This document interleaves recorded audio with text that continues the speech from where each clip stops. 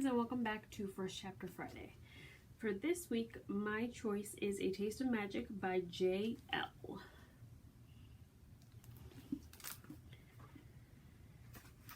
Chapter 1. Turning 12 should feel like a big deal. Last night at dinner, over a wedge of pound cake with a lemon glaze just the way I like it, Mama promised me this birthday would be better than the others. Not because this year she would be able to buy me a gift, she can't. Not because this time she'd be off work to celebrate with me, she isn't. But because according to Mama, sometime while I'm 12, I'm finally going to learn the family secret. I choked down a laugh remembering it all and slide my tray sideways. But so far this morning, my birthday feels pretty normal. Thompson Middle School's lunch line is like any other lunch line. Bumper to bumper people avoiding eye contact with hair-netted lunch ladies, hoping they won't get that obligatory scoop of green mush on their tray. I think it's a vegetable, but me, Ma, and I cook together all the time, and I know how to tell mustards from collards from kale. They even smell different. Cooking is like music, finding the perfect harmony, and the green mush awaiting me is not a song I'm trying to hear. I hold my breath until I buy. My best friend, Nay, is two heads behind me in line. I give her it's the unrecognizable green stuff day face as she pretends to retch. I chuckle and the lunch lady's gaze snaps my way. Kyana. Her face is stern, but she's nice. We talk food all the time. I smile nervously. Your tray. The plop lands with a squish and I gag. What is it? I ask. It's your vegetables pureed. Put a few sardines in there too for flavor. Oh God. Salty, fishy sardines and a puree of green mash. I slide down another step and a slice of sizzling hot pepperoni pizza lands on my tray. I almost sigh in relief until lunch lady shoves it a bit too far and it brushes up against my vegetable melody. I'm gonna be sick. My finger twitches. The kid in line next to me slides down and it's my turn at the register next. I reach for my tray to shimmy it sideways and my fingers twitch again, this time vibrating uncontrollably. Huh? I peer around, but everyone is immersed on their own conversations, including Nay, who's trying to smile her way out of her scoop. Not gonna work, girl. The white sparks fizzle from my fingertips, crackling like electricity. I blink. It's gone. What the?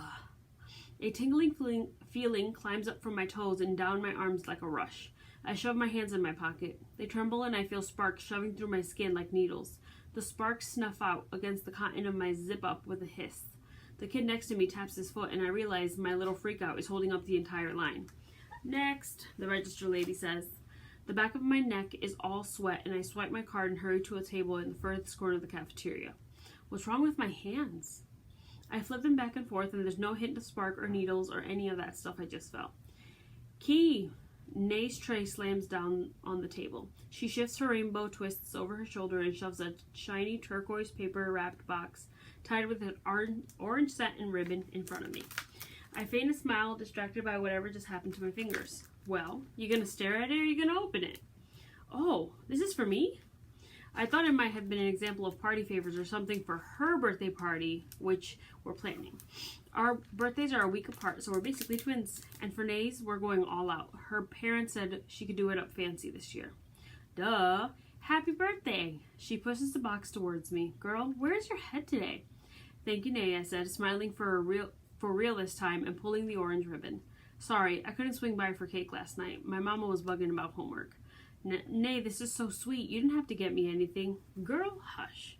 She rolls her eyes and I laugh because Nay always gets me something. I just feel bad because I usually don't have much to give her something. I pull my hands out of my pocket hesitantly just to make sure whatever I felt or thought I felt is gone before ripping the wrapping paper. I open the white box beneath a bit more urgently than I mean to. Nay's gift is sometimes the only one I get each year, and I'd be lying if I didn't say I didn't look forward to it more than anything. Inside is half an orange heart inscribed with BFF in gold letters and hanging from a thin gold chain. Aww! I swoop, clipping it around my neck and tucking it into my shirt. She pulls a twin necklace out of her shirt and winks. Thank you, Nay. I ball up the paper and my hands warm up again, but not in a normal way. In like a, is this really lightning shooting from my fingertips kind of way. I drop the trash and shove my hands in my pocket. You gonna pick that up? A kid tossing trash asks. My fingers tingle and I dig deeper in my pocket. Would you mind? Nasty paper cut. I wince and the lie feels icky. Yeah, sure, whatever. He tosses my trash and I mouth sorry for lying to the back of my head before plopping down again. My thoughts race, Mama's words about the family secret coming back to mind. I wonder if... Fingers snap inches from my eyes. Are you listening to me? I'm trying to tell you about the party favors I picked. Right. Sorry. I keep my hands tucked away and chew my lips, trying to focus on what Nay's saying. Yeah, let me see.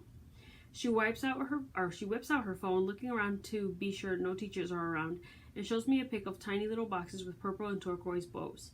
We're gonna stuff them with chocolates with my name on them. Cute, huh? The heat in my pocket fades and I flex my fingers. Normal again. But for good measure, I keep them tucked away. Really cute. When are we planning to do this? Nay and I have been planning her 12th birthday party since she turned 11. From multiple cakes, a DJ, and a caterer to holographic invitations, her parents promised to pull out all the stops. She wants it to be the talk of the school. I have no doubt it will be. Saturday morning, she peels off a pepperoni and tosses it in her mouth. I figure you could just spend the whole day. We can do our nails and stuff. I need to get my hair done, but maybe Miss Moesha can move me to Friday. I'll talk to Mama. I'll tell her you're making me study math while I'm there too, so she'll want to go along with it. Ugh. Nay rides me about my grades worse than Mama sometimes. She's a math genius. Numbers just make sense to her. Math's like a foreign language to me, and Nay's my translator. The only reason I'm passing now, and I mean barely, is because of our Sunday study dates at the library. She goes on, explaining the mermaid theme and plans for decor, but I feel that funny feeling in my hands again. I immediately hop up. Sorry, I gotta go to the bathroom. Can we finish this on the walk home? Okay. She stands. I'll come with. No, what do I say? It'll be a while. That green stuff isn't agreeing with my stomach. I hurry off, hoping she doesn't notice I didn't even take a bite. So if you'd like to finish A Taste of Magic or anything similar, give us a call and we'd be happy to put aside for you. Happy Friday!